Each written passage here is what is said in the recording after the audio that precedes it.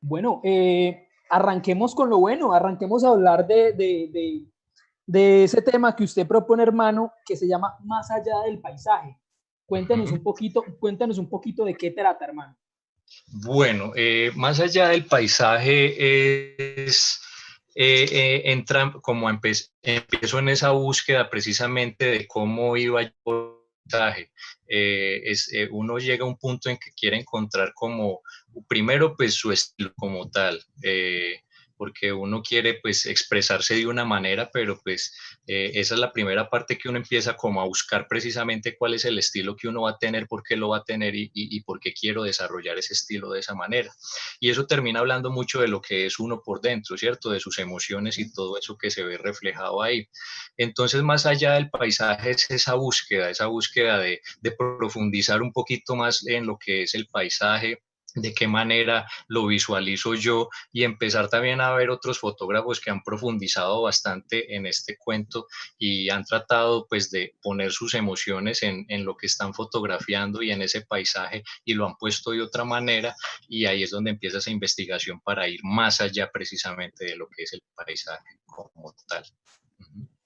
Esa búsqueda que yo creo que todos arrancamos en algún momento y que nunca para. Así es. Sí, y hay una cosa con lo que afirma Juan Pablo ahora, con respecto que cuando en las búsquedas empiezan a andar, siempre se llegan a desvíos o a momentos en que uno se aleja de eso, sino que empieza como a experimentar, empieza como a dominar la técnica, como a referenciarse de fotógrafos anteriores, de composiciones ya dichas, ya hechas, y eso simplemente es como una afirmación de lo que uno está tratando de dominar, que es el artefacto como tal. En esa búsqueda que hablábamos ahora, existen varios momentos que uno podría mirar en Juan Pablo cuando revisa su trabajo, y es alrededor de que empieza con una fotografía de calle muy cercana a Bresson, una fotografía de cuidado compositivo, después pasa una fotografía que se aleja de esos momentos y empieza a buscar en sus viajes y en sus recorridos eh, aproximaciones a lo que ahora Juan Pablo está haciendo. Quisiera que habláramos un poquito de eso, Juanpa. Ok, bueno, pues por ese lado, precisamente ayer hacíamos el ejercicio y es un ejercicio que yo ya había hecho varias veces, cierto tiempo atrás, y es, por ejemplo, uno revisar algo tan sencillo que es el perfil de Instagram de uno e irse y devolverse en el tiempo y empezar a ver cómo ha ido uno como evolucionando y ve uno que uno pues picaba aquí, picaba allá, ¿cierto? Como en esa búsqueda precisamente de lo que estamos hablando, pero esa misma búsqueda es la que termina ayudándole a uno en que a uno lo mueve y que es lo que a uno lo emociona. Entonces ahí fue precisamente en esa búsqueda constante de estar haciendo retrato, de estar haciendo calle, de estar jugando con la luz, con la iluminación, haciendo diferentes ejercicios también de macro y todo esto, ahí fue donde empiezo a descubrir que realmente lo que me movía a mí era el paisaje. Yo encontré en el paisaje esa forma como de encontrarme a mí mismo, por así decirlo, también y de aprender nuevas cosas y de mejorar también aspectos de mi vida. Entonces, ahí es de donde parte pues esa búsqueda como tal. Sí, y Juanpa, es que ayer cuando hablábamos de la primera cámara, que era una cámara de rollo, y Ujú. que sin tener certezas qué quería hacer con la cámara, lo primero que pensó fue su relación con el páramo, con la montaña. Sí. Ese fue el primer invitación que usted se hizo Ujú. para hacer un trabajo elemental, que era tomar unas fotografías con una cámara de rollo, pero que de una vez, inconscientemente, o no sé qué tan cercano era esa decisión, se le fue convirtiendo en la razón de ser con el paso de los años. Sí, ese proceso que se dio ahí en el páramo, pues es algo muy mágico porque pues ese fue como el amor a primera vista. Y pues de alguna manera sí es un proceso como cuando uno está empezando, las cosas suceden como muy inconscientemente y uno actúa todavía como muy inconscientemente, sin conocer mucha parte de la técnica también que dificulta todo, ¿cierto? Entonces, ahí cuando empezamos precisamente, pues yo por acá tengo también algunas fotos que recuerdo y es más, fue mi primera exposición allá en la escuela de fotografía de contacto, fue con una serie de frailejones, la serie se llamaba Guardianes del Páramo y esa fue la exposición en el curso básico precisamente que tenía solo mi cámara de rollo y con eso fue que hice mi exposición y fue de ese viaje al páramo con el cual me conecté bastante y empezó a llamarme mucho la atención esta parte de la naturaleza y el paisaje como tal específicamente. Ahí fue donde empezó todo. Qué bueno, qué bueno. Okay. Bueno, yo aprovecho y me toca la cucharadita. En este momento tenemos a 33 personas. Tenemos una gran acogida en este momento. Un saludito muy especial a Natalia Escobar, a Sergio Bejarano y a Leo, a John Jairo Toro, a José Cadáver, nos está viendo José, Dani. Qué bien, José. Y a Adriana Villamil, a Vane Bedoya y a William Labrador. Bueno, tenemos paisajistas en este live. Tenemos paisajistas. Súper, bueno, bien. Juan, Excelente. una pregunta. ¿Cómo fue su experiencia confrontándose al paisaje? Porque, pues, aunque a diferencia de lo que todo el mundo cree, hacer fotografía de paisaje es difícil justamente por esa composición.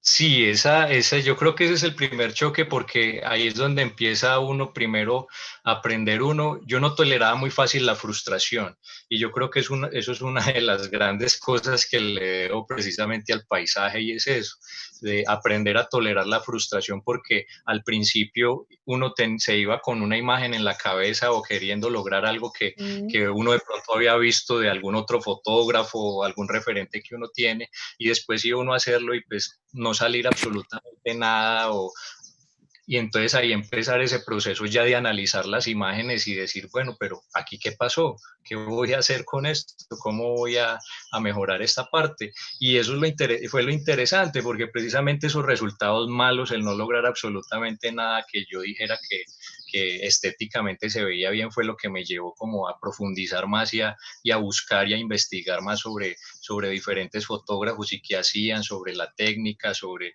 la parte de componer, pero más importante aún la parte de la narrativa. crear como tal, ¿cierto? La narrativa del paisaje que de pronto. Bueno, yo quería como avanzar un poquito, Juanpa, alrededor Claro. empezar a ver ya un poco de su trabajo. Anotar solamente de lo que decía usted ahora, de que los amigos Sí. y de Génova tienen una clara marca en usted y me gustaría como empezar por su amigo el pintor, que también más adelante me gustaría que lo retomáramos, porque con él Sí. usted tuvo un acercamiento en el revelado de la fotografía. Entonces, me gustaría mucho empezar a ver fotos y empezar como a ver su proceso creativo, su proceso en el tiempo y además sus intereses. Perfecto. Listo. Entonces, pues de pronto sería empezar hablando un poquito pues de la serie que más he venido trabajando también y después como la serie del desierto como tal, ¿cierto? Que es Pues una me serie gustaría un poco más ahondar con algo del retrato, que del también retrato. es bien fuerte, y después Ujú. sí seguir con el paisaje. ¿Por qué lo Ok, del retrato? ok. Porque quiero como que conozcamos algo de esa relación con el pintor Ujú. especialmente. Perfecto, sí, pues en la parte de la pintura, porque es que la pintura a mí, yo le debo mucho de lo que soy como fotógrafo a la pintura como tal. Yo duré un tiempo dedicado a la pintura, aprendiendo la técnica, todo esto, y con el maestro Camilo Pineda, que es un gran amigo que vive en Génova, que es precisamente el pintor del cuadro que tengo ahí atrás. Con él veníamos trabajando la pintura, la música, diferentes cosas allá en Génova, y con él es que empiezo como con ese contacto más como más profundo con el arte, ¿cierto? En ese sentido de profundizar un poquito más, porque pues yo conocía la pintura, pero no sabía mucho sobre ella en cuanto a las corrientes que había, la historia de ella como tal. Entonces ahí es donde yo también empiezo a profundizar en ese cuento del arte y a conocer un poquito más sobre él. Y la misma técnica de la pintura en cuanto a los colores, la teoría del color, el manejo de las luces, de las sombras, de todo este cuento que manejábamos aquí en la pintura, pues es lo que yo trato como de replicar de alguna manera en la fotografía a través del manejo de los detalles en la sombra, ¿cierto? En las altas luces también, en los medios tonos también, yo creo que está mucho el secreto para que una fotografía también funcione muy bien. Entonces, todas estas cosas que traje la pintura también de alguna manera me sirvieron para fortalecer mucho de lo que estéticamente hago hoy como fotógrafo. Listo, entonces empecemos a ver algo de su trabajo, mi estimado Juanpa. Listo, Dani, vamos a empezar entonces. Voy a proyectar entonces en la pantalla lo que vengo trabajando, porque es algo, vamos a hablar un poquito pues de lo que se ha ido trabajando eh, en cuanto al, espere, qué pena, es que se me enredó la conexión. Antes de que arranque ahí, sigo dando saluditos. Un saludito a Ana María Rosso, que nos está viendo, a Juan Camilo Riaño, a Sara Burgos y a Alejandra Marín. Alejandra Marín también es una muchacha que vive allá también en Vázquez, que vive ella, ¿cierto? Sí, Alejandra es de Génova, sí, Alejandra, que la conocimos en la escuela también y que es muy amiga de una exalumna mía precisamente. Muchos saludos a ellos también. Bueno, un abrazo bien fuerte. También recordarle a nuestra comunidad de contacto que esté muy pendiente de las redes, que siga contacto para que estén informados acerca de estos live, que vienen fotógrafos muy buenos y muy interesantes que nos pueden ayudar a crecer en nuestro proceso. Y nada, compadre, arranquemos. Un paréntesis antes de que empiece, claro, Juan Pablo. Pues sí, así es una razón que existen unos fotógrafos que están en ese momento conectados, y entonces hablamos muy especialmente a William Labrador, que es también, tendremos un placer enorme citarlo para otra reunión de este tipo, que también se encarreta mucho con el paisaje, que es también su fuente de inspiración. Súper. Así es. Bueno, muchos saludos a William también, que con él también que hemos vivido buenas experiencias. Precisamente el desierto fue una de las experiencias que también vivimos o tuvimos la oportunidad de vivir con William pues hace ya unos años. Entonces con este trabajo pues que queríamos de pronto hablar un poquito, porque yo creo que el trabajo del desierto resume mucho de lo que ya he fortalecido como fotógrafo como tal, y mucho en lo cual se ha profundizado, ¿cierto? Entonces, el trabajo del desierto empieza, pues, yo creo que desde el primer contacto precisamente que tuve con él, y fue a través de la escuela de fotografía. La primera expedición que hubo al desierto ya hace algunos años atrás, yo creo recién empezando también en el cuento de la fotografía, pudimos viajar con la escuela de fotografía al desierto, una fiesta de estrellas, y ahí es donde empieza ese enamoramiento de este lugar tan increíble.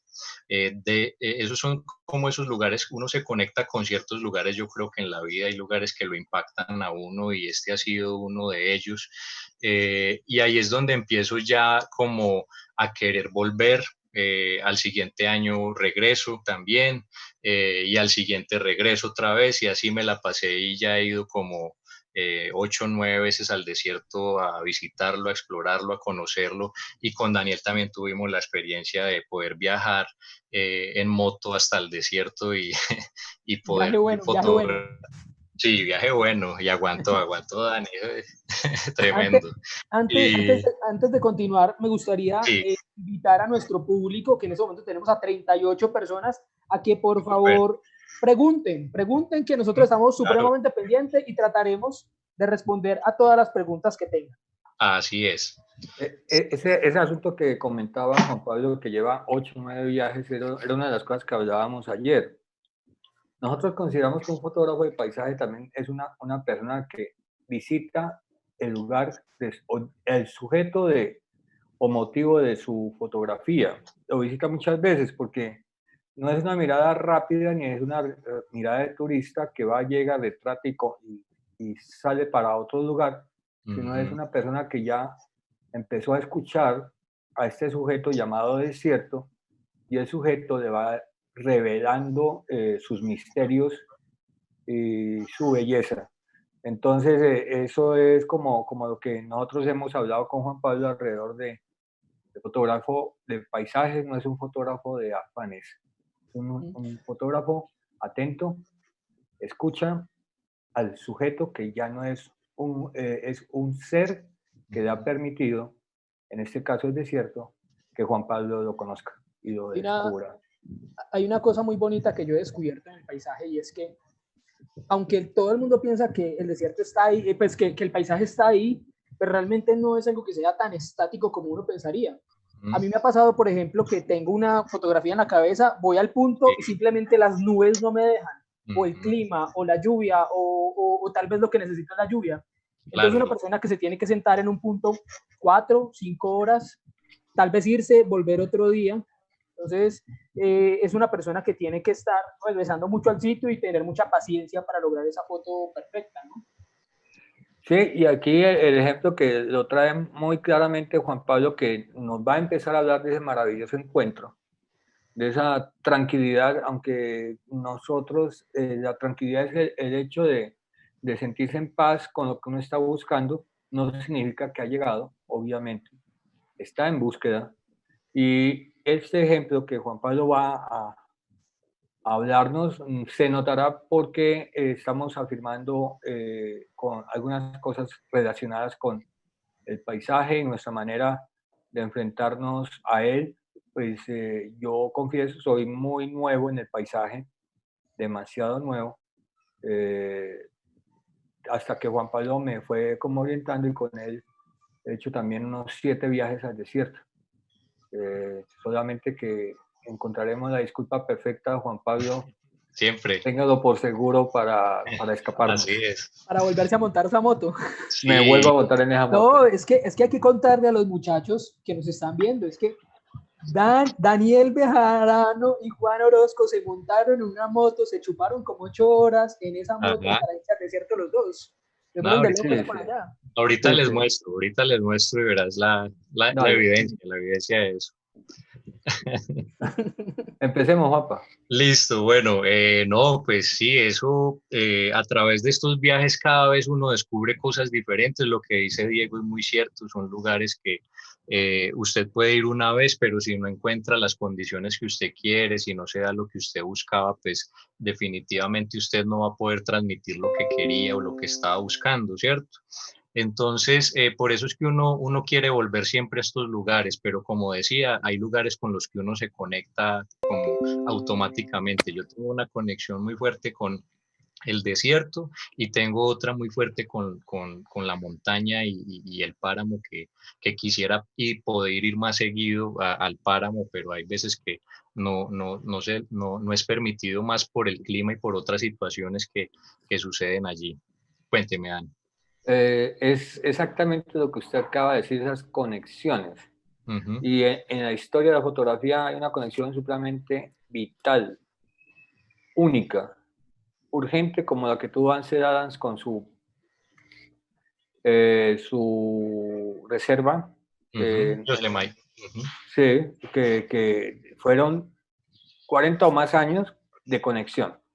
Entonces, pues Juanpa lleva 8 años.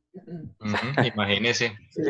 Entonces, y ya el paisaje y él ya se van entendiendo. Y ya ha cogido alguito de forma, ¿cierto? Sí, Yo digo que claro. el trabajo ha ido cogiendo forma poco a poco, y eso es lo bonito del ejercicio que hacíamos, de ver fotos de antes y volver al presente, y de verdad que ahí es donde uno se da cuenta de que si ha ido profundizando y si ha ido mejorando y si ha ido aprendiendo algo, entonces es muy bonito ese proceso. Entonces, en el desierto precisamente es donde como que yo empiezo a consolidar mucho de lo que ya había leído, de lo que había profundizado, de lo que había ido aprendiendo a través de los años. Entonces, en estos 2 últimos años que fui al desierto, pues ahí es donde se consolidan pues estas imágenes que fuimos trabajando allí. Lo que buscábamos era principalmente las texturas, las formas, ¿cierto? Y que la luz también fuera de alguna manera protagonista en las imágenes. El desierto representa mucho porque es que de alguna manera es una fuente de memoria histórica de millones de años. En el país hablamos de memoria histórica, pero se nos olvida hablar de otro tipo de memorias como es también la memoria del paisaje.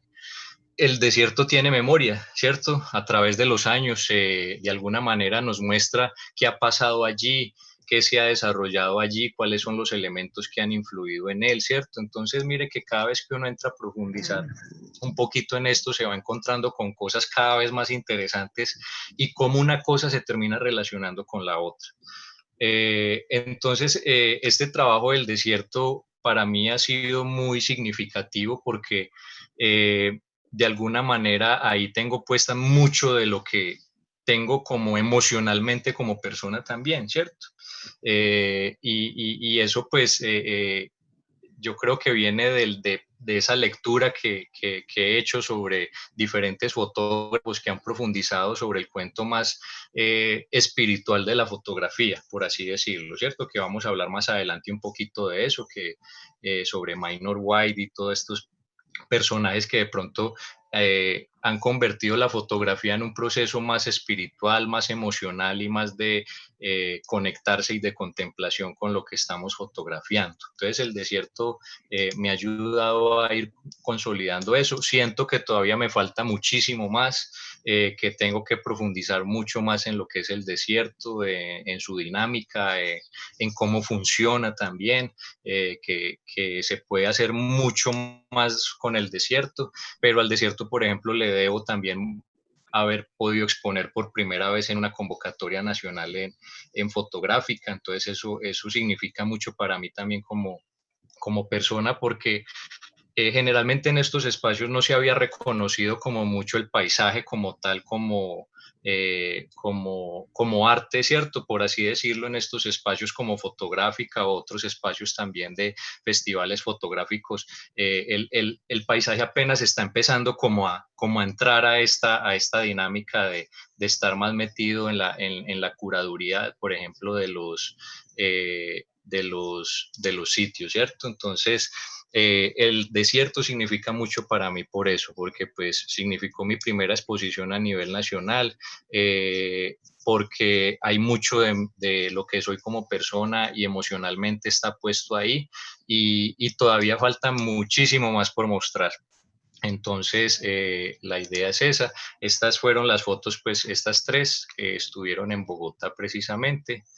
Eh, Esta fue con la ida que estuvimos con Daniel al desierto, nos fuimos en la moto, que ya les voy a mostrar la evidencia precisamente de que así fue, para que le crean a Dani, ¿sí ve? Porque pronto hay unos que no le quieren creer. Entonces, precisamente nos fuimos a esto, nos fuimos a buscar el desierto con luz de luna, que nunca lo habíamos hecho, nos faltaba esa parte nocturna del desierto con luz de luna. Siempre íbamos buscando antes huirle a la luna, buscando la Vía Láctea, las estrellas y todo esto, pero huyéndole de alguna manera a la luna, y esta vez que hicimos fue antes que la luna estuviera con nosotros. Ahí está, ¿sí? ¿Y usted Sí, se montó en eso. esa moto, Dani? Ah, Sí, mire, sí, sí. Ahí, qué raco. ahí llevaba el amortiguador, un ponche y las vainas ahí como para estar mucho más cómodo. No, yo me acuerdo de esta foto porque cuando nosotros fuimos al desierto, generalmente coincide que no es ni puente ni nada de eso. O sea, es prácticamente también es esa búsqueda de unas fechas que no coincidan con puentes, porque de alguna manera nosotros queremos escuchar al desierto y estar con el desierto.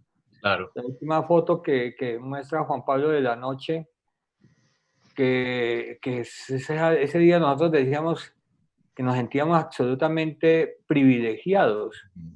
Teníamos todo un territorio, porque ahí nos quedamos esa noche en el desierto gris, nos quedamos a esperar la noche, como hasta las 12 de la noche, y no había ni un alma.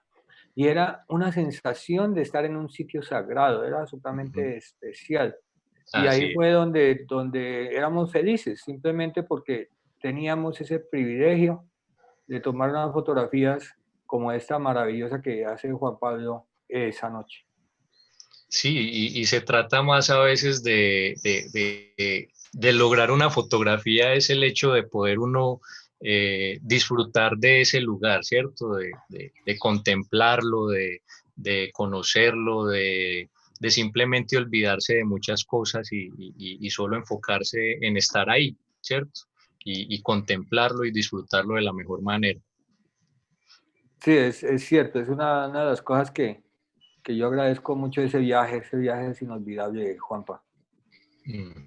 Sí, ese viaje y los que faltan, porque todavía falta consolidar más, yo creo que de lo que queremos con el desierto, también con Dani, pues y que se logre algún día poder hacer también la exposición sobre el desierto sería algo increíble realmente. Sí, Dani, una pregunta. Más o menos, ¿para qué fechas Contacto hace este tipo de viajes?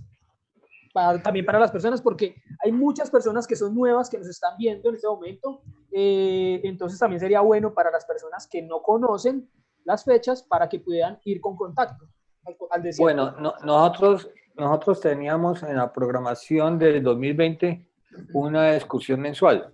El que coordina las expediciones era William Labrador, pero debido a las circunstancias apenas alcanzamos a hacer uno que fue a Payandé.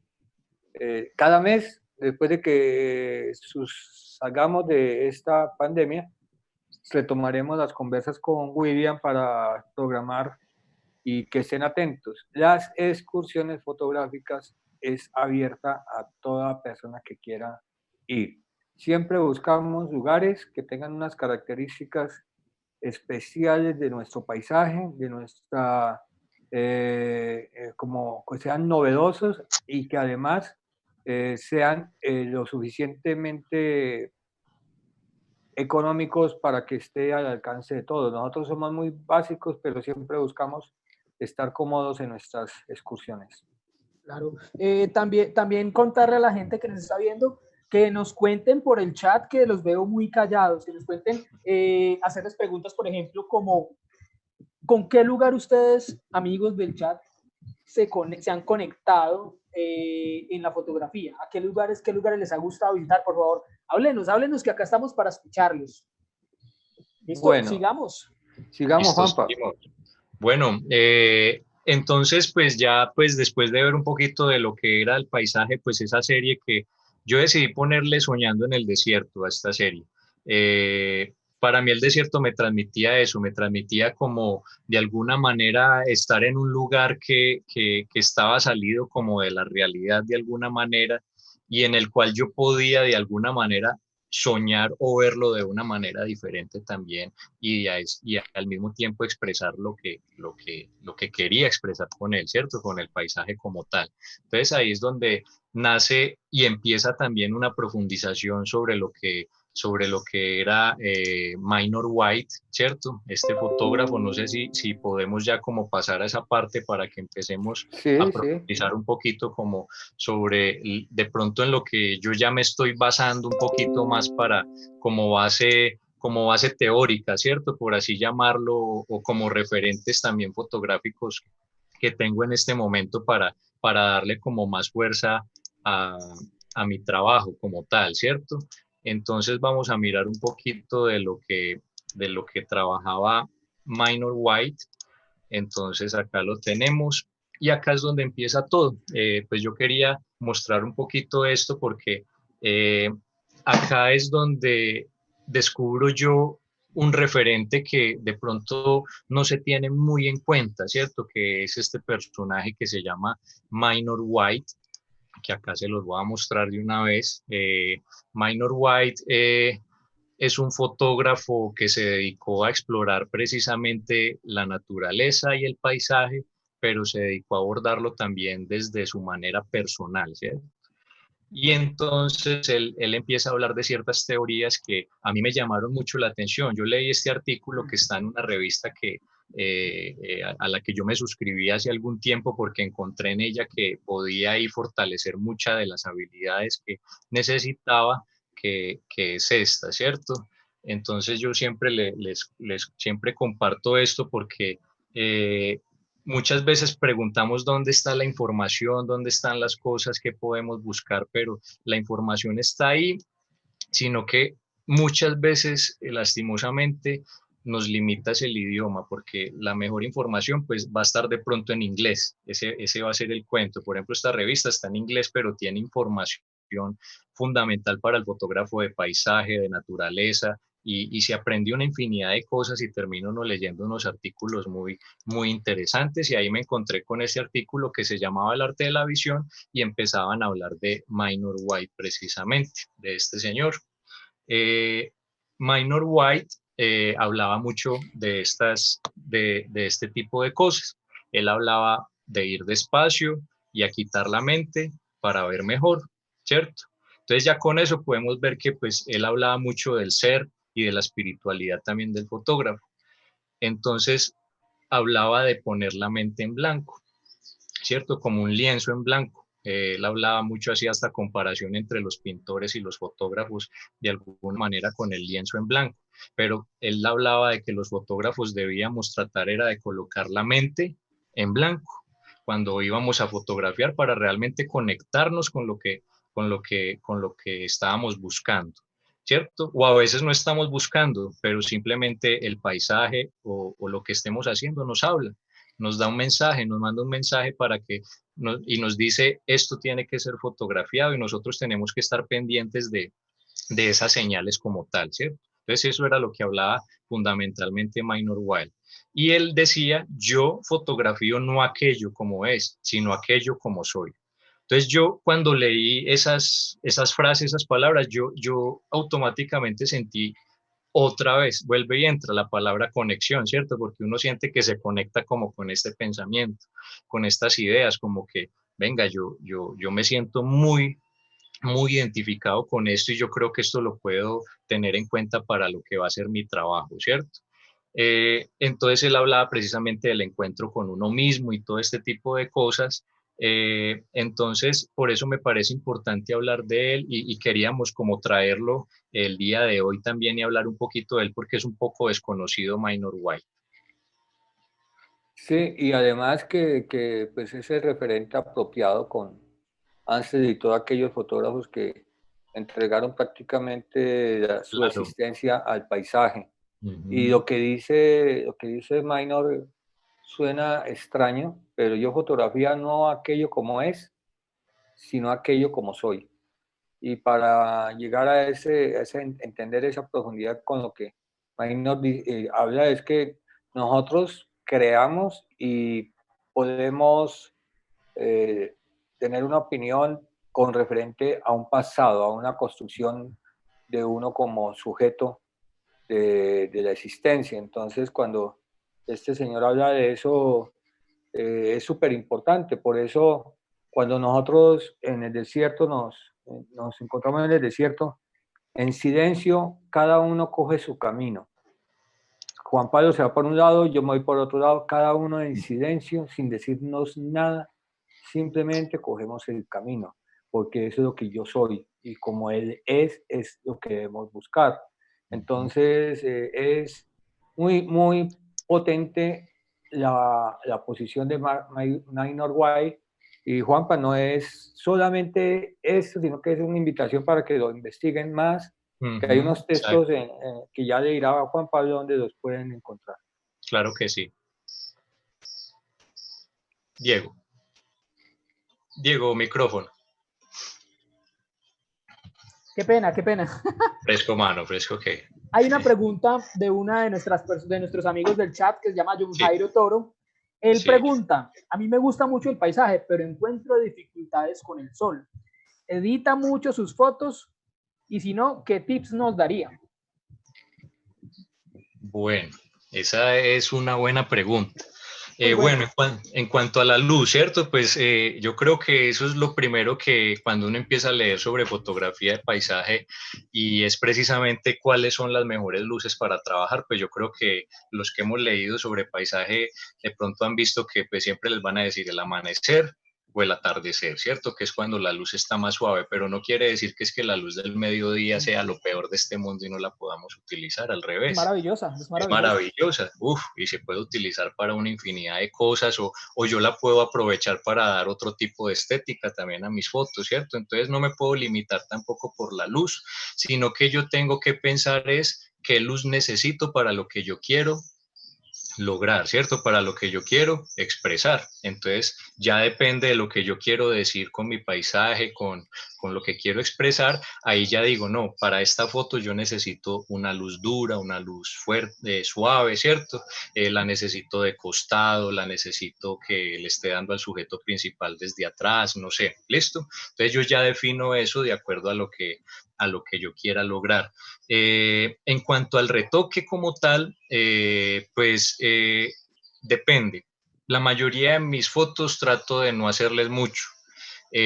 Sin embargo, a veces hay limitaciones desde la hora de la toma por de pronto no tener algún tipo de accesorio que ya toca obligatoriamente hacer algún trabajo en postproducción, por ejemplo, los cielos, ¿cierto? Las altas luces es absolutamente necesario. Y enriquecer ciertas luces, ciertos tonos, ¿cierto? Y trabajar también con la paleta de colores que uno maneja. Yo trato de manejar una paleta de colores por ejemplo, el desierto trato de que sea muy unificada la paleta de colores y que las altas luces tengan una tonalidad y que las sombras tengan la tonalidad que yo deseo para que así los volúmenes, las formas y todo esto pues pueda resaltar un poquito más, pero no es de hacer mucho realmente, ¿cierto? Lo importante es hacer la toma lo mejor posible desde el principio y así pues a la hora de llegar al computador no hay que hacer mucho como tal.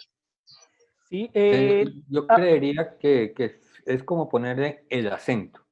Uh -huh. El acento que identifique y que termine de redondear lo que la cámara fue Sí, imposible captar. Entonces, eso claro. es como creería yo que es el acento.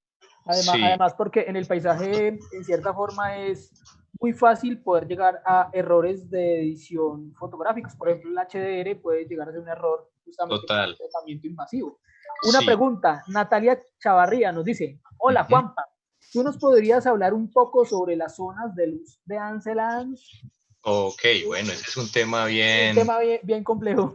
bien complejo, pero yo creo que eso ya hoy en día, pues en la era digital, yo creo, y con el nivel de las cámaras dinámicos que manejan hoy en día, yo pues estamos ahí en ese cuento de las zonas, pero yo creo que más en el cuento de las zonas es ser muy cuidadoso de las luces, que no se nos vayan a estallar, ¿cierto? Más que profundizar en esto del cuento del sistema de zonas y es entender que, por ejemplo, lo que hablaba ahorita, esos medios tonos que a veces no trabajamos y se nos olvidan, porque tenemos muy en cuenta las altas luces y las sombras, pero se nos olvidan los medios tonos que son los que nos van a terminar de dar volumen a la hora de editar. Entonces, para que lo tengan muy en cuenta, muy cuidadosos con los medios tonos.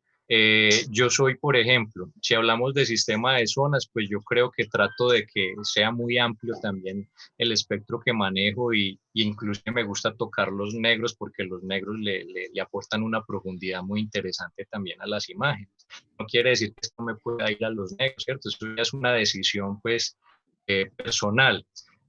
Pero si hablamos del sistema de zonas, pues sí, Amsel Adams, en Minor Way era otro que lo manejaba igual de bien que Amsel Adams, porque precisamente él fue profesor en la escuela también de Amsel Adams, entonces, que ahorita precisamente les voy a compartir algo de la experiencia. Entonces, pues profundizar en el sistema de zonas, pues sería más en la parte de meternos en el revelado analógico y en lo digital, pues ustedes pues ya lo ven, pero como les digo, el manejo de eso, cómo cómo va a trabajar, le gustan las contrastadas y todo esto, entonces de eso se trata. ¿Alguna otra pregunta? Y muchos saludos a Natalia también. Podemos, Juanpa, seguir viendo esas magníficas fotografías como que ayuden a resolver la duda de Nata. Listo. Entonces, A vamos medida a que ver. vayamos viendo fotos. Pues tengo acá las del desierto y tengo pues ya lo del trabajo que estoy haciendo ahorita aquí en casa, ¿cierto? Son las que tengo acá, pero podemos mirar por este lado, ¿cierto? Isabel Cristina Incapié nos está contando, según lo que nos cuenta, siento que es más revelado que retoque. Exactamente, sí. Se trata de revelar, ¿cierto? Como lo hacían igual antiguamente los grandes maestros en el laboratorio, sino que lo hacemos de manera digital, pero simplemente yo he visto que hay muchos fotógrafos que pelean con el cuento del revelado, ¿cierto? Que pelean con eso por el miedo también y otros por el purismo que quieren manejar. Pero muchos de los fotógrafos igual antiguos eran puristas, pero aún así hacían pues un revelado y tenían que rescatar ciertos detalles en el revelado dentro del cuarto oscuro, ¿cierto? O oscurecer otras zonas, ¿cierto? Y todo este tipo de cosas. Entonces es como similar. Ya otra cosa es cuando nos vamos a alterar el paisaje como tal, de otra forma, ¿cierto? Yo hago mucho eso. Llegó visita. Yo hago mucho eso. Sí, porque pues hay que entender una cosa y es que hay ciertas ramas de la fotografía que exigen más ese revelado que otros. Yo creo que el paisaje en cierta forma, como tenemos tan poco control también, es importante también conocer un poco de cómo poder revelar. Por ejemplo, a mí me pasa mucho específicamente con los tonos verdes que en ciertas horas cálidas del día, ese verde queda raro, queda como un verde pastoso, como un verde opaco. No sé si a usted le pasa eso, Juan. Sí, es que hay muchos factores que generan cambios también en los tonos de los colores y todo eso. Por ejemplo, la humedad es un factor fundamental. La profundidad, en la profundidad. Los colores no son iguales, por ejemplo, después de que llueve. Es de los mejores momentos que hay para fotografiar si usted quiere unos colores vivos en sus fotos después de que llueva. Ese es un datico que yo siempre doy a las personas que se quieren animar y es el momento perfecto. De hecho, ni siquiera tiene que estar el cielo totalmente despejado. A mí me gusta más tomar fotos con nubes, pero el momento perfecto siempre es después de una tormenta en la noche. Al otro día se ve esa profundidad de campo enorme. Después de una tormenta hay muy poca humedad, entonces vamos a tener una profundidad de campo muy amplia. Sí, es que lo que más problema nos genera es la humedad, realmente también, ¿cierto? O sea, la humedad puede ser una buena amiga en ciertas situaciones, pero también, por ejemplo, en la zona que estamos en Armenia, en el Quindío es muy húmedo. Quindío es una zona extremadamente húmeda, entonces por eso es que usted al atardecer va a ver hacia la cordillera y se ve siempre, casi siempre, una bruma, ¿cierto? Una bruma que no deja ver muy bien y eso le va a quitar mucha nitidez y le va a quitar nitidez a la imagen como tal, ¿cierto? Entonces se va a ver una imagen mal. Entonces ahí está el secreto también uno como encontrar esos momentos en que, o bueno, esto me sirve, ¿será que esto me sirve para hacer lo que yo necesito o necesito las condiciones especiales, específicas para tomar esa foto que deseo? Sí, señor, sí, señor. Bueno, cuéntenos un poco de estas imágenes que están divinas. Bueno, vamos a seguir con Minor White, ¿cierto? Que nos estábamos ya desviando un poquito ahí. Entonces estamos hablando acá un poquito de él. Estas son algunas imágenes pues que ha trabajado él también, que trabajó él hace mucho tiempo. Y él se enfocó precisamente en abordar el paisaje también de una manera abstracta, pero también hacía fotografías que eran muy metafóricas como tal. Él utilizaba mucho la metáfora y se inspiraba mucho en la poesía. Él primero fue poeta también, pero pues en ese campo no le fue muy bien. y se dedicó a la fotografía y fue donde mejor se desenvolvió. Entonces yo ahorita les hablaba de que Minor White, por ejemplo, fue un personaje que llegó a la escuela de Ansel Adams, cuando a Ansel Adams lo llaman para que fotografiara los parques nacionales, ¿cierto? Que tenía que hacer ese trabajo tan grande y no tenía pues a quién dejar en la escuela. Le recomiendan a Minor White y ve su trabajo, lo ve trabajando y dando clases y le encanta cómo lo hace. Pero al principio se burlaban mucho de él, de alguna manera, porque es que en esa época hablar usted de un cuento espiritual y de un cuento de interiorizar, pues créanme que de pronto la gente lo veía como si estuviera loco, y pues el hombre profundizaba mucho en el cuento de religiones, también profundizó en el ocultismo de alguna manera, porque pues él intentaba buscar toda esa parte espiritual que necesitaba para su fotografía. Entonces, él le ponía el ejercicio a los estudiantes de escoger cualquier objeto y enfocar su atención exclusivamente en este objeto, cualquier objeto de la casa, ¿cierto? Puede ser un palo, lo que sea, listo. Mirar este objeto tranquilamente y desconectarse de cualquier tipo de estímulo, mensaje o mensaje del mundo exterior, ¿cierto? Entonces ahí es donde él ya hablaba de desconectarse y enfocarse, concentrarse en lo que estábamos y ponerle personalidad a este objeto. ¿Listo? Ese es el ejercicio que planteaba él para que uno pudiera conectarse con ese objeto como tal. Entonces, ¿cuál era el resultado? Se revelaban cualidades insospechadas del mundo externo, pero lo más importante, termina, mire, uno descubriendo esto, que esto fue algo que yo empecé también a descubrir que tenía ahí y que no lo había explotado, y es esa calma, la extraña y profunda calma que a uno a veces le cuesta tener. La fotografía se la ayuda a lograr a uno también a través del paisaje y la naturaleza, ¿cierto? Entonces, mire que esa es otra razón que yo encontré para hacer fotografía del paisaje precisamente. O sea, encontrar calma, encontrar, ¿cierto? Cierta tranquilidad en el hacerlo y de alguna manera también poder expresarme al mismo tiempo. Eh, entonces ahí es donde ya nos empezamos a funcionar con el objeto, a entenderlo, a comprenderlo y de alguna manera a saber cuáles son cuál es su personalidad, ¿cierto? O qué personalidades puede adquirir. Entonces este era un ejercicio que él lo planteaba mucho, pero se burlaban mucho de él cuando empezaba con esos ejercicios raros, porque en ese tiempo apenas la fotografía, ¿cierto? También se estaba pues empezando a consolidar como arte. Aquí apenas estábamos arrancando, pues posteriormente Stiglitz, que fue el que más peleó con este cuento de lograr que la fotografía fuera reconocida como arte, y después llega esta otra generación que empieza a generar todo este tipo de cosas creativas y a pensar de otra forma diferente. Entonces, todo este cuento de Minor White nos lleva precisamente a este otro fotógrafo, que es Stiglitz. No sé si tengan alguna otra pregunta hasta el momento por ahí, de pronto dentro del chat, si quieran. Pues por ahora está callado el grupo. Un Sí, saludito a Juan bueno, Carlos, que nos está saludando, a Isabel ok, Cristina, a Natalia Chávez, a Adriana Villamil, que están muy pendientes. En este momento tenemos a 35 personas viéndonos, que es algo muy bueno. También recordarles a toda la gente de la comunidad que le dé seguir al live, a contacto, para que estemos muy pendientes todos de estas transmisiones. Recordemos que vienen fotógrafos muy buenos, al igual que Juan Orozco, están ahí dispuestos a brindarnos toda esa información buenísima para ser unos mejores fotógrafos. Sí, señor. Micrófono, Juan. Juan. Listo, ahora sí. Suele pasar, ¿sí o no?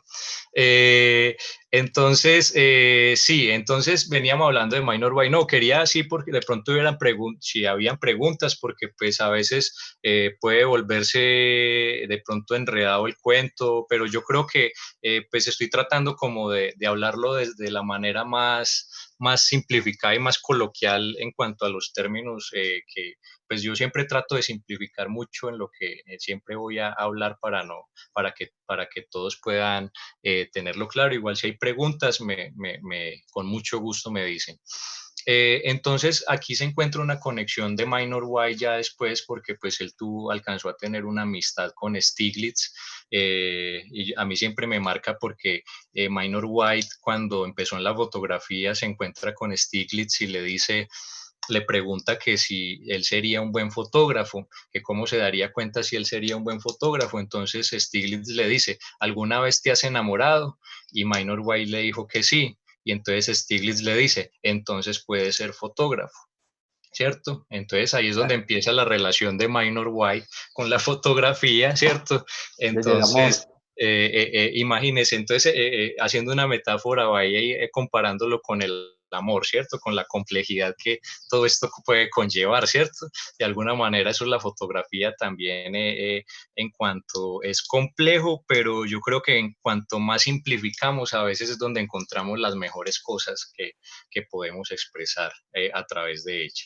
Entonces Stiglitz hablaba de la equivalencia. Stiglitz habló de 3 niveles de equivalencia, que primero empezaba el nivel gráfico, que era pues cuando se creaba la obra como tal y que esa obra llevaba impresa la personalidad, las emociones del fotógrafo como tal, ¿cierto? Ese era el primer nivel. El segundo nivel es cuando la persona que ve la foto se conecta con la foto, de alguna manera le impacta, ¿cierto? Le genera le llama la atención por alguna razón, pero porque también encuentra una conexión de sí mismo con esa imagen.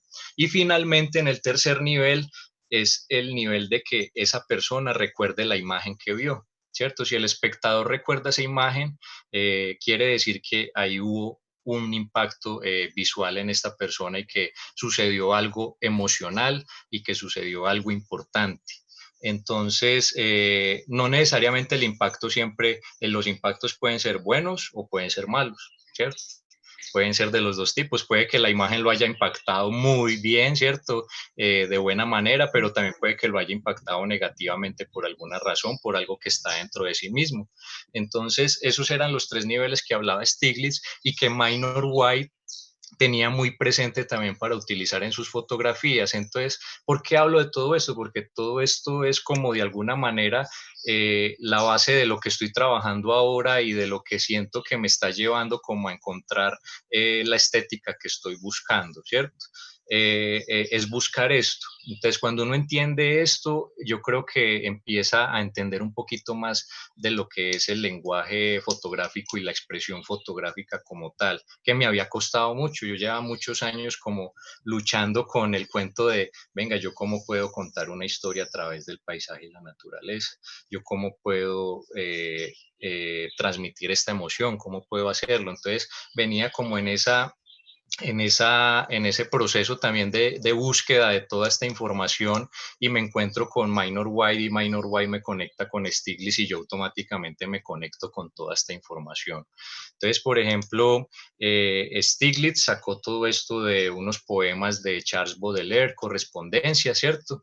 Y ya pues hablamos un poquito de lo que significa y estas eran las fotos que él hizo, las fotos de Equivalents, era una serie de 200 fotos solo de nubes, y lo que él decía era, pues es que para mí cada nube significa algo, para mí cada nube está transmitiendo una emoción que yo sentía en ese momento, y ya el espectador decide qué es lo que siente al ver eso, o se pone en los zapatos del fotógrafo y dice, ¿qué estaría sintiendo el fotógrafo en este momento cuando fotografió eso? Yo creo que eso es lo que tenemos que empezar como a entender para ya realmente desenredarnos de encontrar como el estilo y esas cosas. Yo creo que es tener claro eso, ¿cierto? Tener clara esa parte de que la foto tiene que ser un reflejo de nuestras propias experiencias. Sí, sí, sí. Un saludo a Margarita Vanegas que nos está viendo en este momento. Uy, Margarita, Uy, súper. maravilloso. Sí, Margarita nos está viendo en este momento. Hay una cosa, hay un tema que usted toca, Juan, que me parece supremamente interesante, y es esa conexión y ese amor con la fotografía que usted habla. Y es que yo lo que veo con la fotografía, y yo creo que todas las personas que están acá conectadas han sentido lo mismo, y es que es uno de los pocos haceres en los cuales uno se conecta, digamos, de una forma irracional y amorosa. No sé si a Ujú. usted, no sé si a ustedes les pasa. Sí, sí, es que a veces puede rayar hasta con lo enfermizo de alguna manera, con lo obsesivo, sí, El sí, no fetichismo crea fotográfico. porque pasa lo siguiente, donde uno tuviera dinero en las manos, yo creo que compraría un poco de cosas, es así, ¿cierto? Se vuelve uno como un obsesivo de este cuento, pero es muy bacano porque ahí es donde siente uno esa pasión y esa emoción precisamente, ¿sí o no, Diego? Siente Sí, es uno cierto. como cuando uno dice, yo le invierto a esto, pero voy a mirar cómo hago, pero porque me gusta lo hago y voy a mirar cómo me consigo el dinero para comprar esta cosa, porque así pasaba antes, ¿cierto? Uno mirar cómo conseguía para conseguir ciertas cosas y todo eso.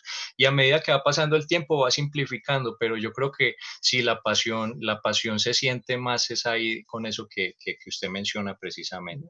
Justamente Jonathan Munera nos está contando algo sobre esto. Y nos dice, hola familia Contacto, quería compartir algo que siempre les digo a algunos amigos. No puedo tomar fotografías porque estoy triste o aburrido. Ujú. Yo le digo, ese podría ser un buen momento para realizar fotos y poder expresar lo que sentimos. Sí, Totalmente de total, acuerdo. Sí, claro. sí, Y- total. Sí, Jonathan sí. Munera. Sí, yo estoy Pero, totalmente de acuerdo con eso. Yo creo que cada momento emocional en la vida de uno, sea triste o feliz, yo creo que ayuda mucho para dejar salir muchas cosas. Dani, sí, ¿qué a mí piensas? me sucede que estoy de acuerdo con lo que Jonathan expone alrededor de que también la tristeza puede ser un detonante para tomar fotografías. Sí, porque es recuperar un poco lo que decía Minor White frente a la existencia, que uno fotografía no el árbol, sino uno fotografía a sí mismo, a su interior. Y claro, tiene toda la razón que hay que también mirar esos momentos. Lo que Ujú. pasa es que cada día uno, y ya creo que Juan Pablo también, le pasa, cada uno tiene como unos afanes o unas búsquedas diferentes, de tal manera que ya la acompaña es un proceso de creación que de emoción. Entonces eso va generando también unos cambios y comportamientos y de investigación que lo llevan a otros campos, a otros campos de como las herramientas necesarias que uno está buscando o que necesita para lograr lo que en la cabeza ya se está dilucidando. No Ujú. quiere decir eso que no dejemos de fotografiar la emoción de la tristeza, sino que es más bien la capacidad que uno se va construyendo como investigador de la imagen para finalmente poder ser más claro y más justo con lo que uno está disparando. Margarita Vanegas nos está diciendo, lo mejor es hacer de la fotografía un lenguaje muy personal. Eso me ha dado muy buenos resultados.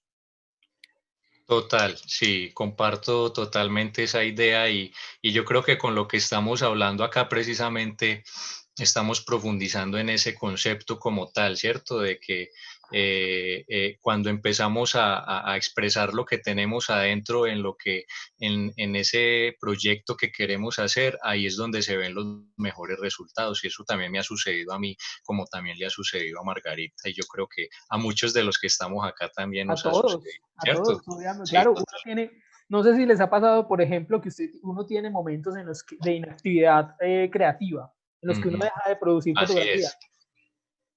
A mí me pasa algo muy particular y es que cuando yo estoy feliz o bien, tengo esa pausa fotográfica. Cuando entro como en momentos de crisis, ahí es donde empiezo a producir. No sé si les pasa, a mí me pasa muy seguido. Sí, eso me ha pasado mucho, por ejemplo, en estos días, pues precisamente con el trabajo que estoy desarrollando en casa, y es que se me reactivó como esa parte, como que se potenció esa parte creativa, el hecho de estar como en esta crisis de alguna manera, pues como que genera otro tipo de dinámicas en uno y como que uno quiere estar ocupando la mente y de alguna manera el cerebro está trabajando más y la creatividad como que fluye. Entonces es precisamente estos momentos a veces de crisis o momentos difíciles donde nacen grandes ideas y nacen grandes cosas, entonces hay que aprovecharlos también. Es cierto, es Juanpa, cierto. ¿podemos ver algo de ese trabajo? Sí, claro que sí. Ya les... Ups, listo. Bueno, este es el trabajo entonces que vengo realizando ahora.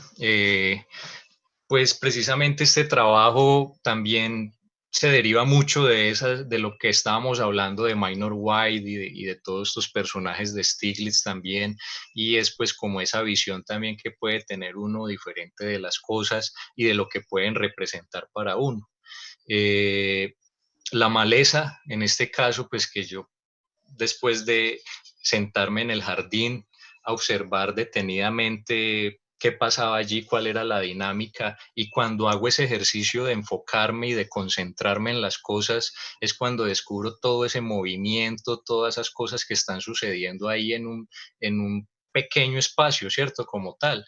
Entonces, fue muy chévere descubrir esa parte y que precisamente lo que venía leyendo y profundizando me hicieron descubrir eso, entender esa parte y qué quería decir de la maleza.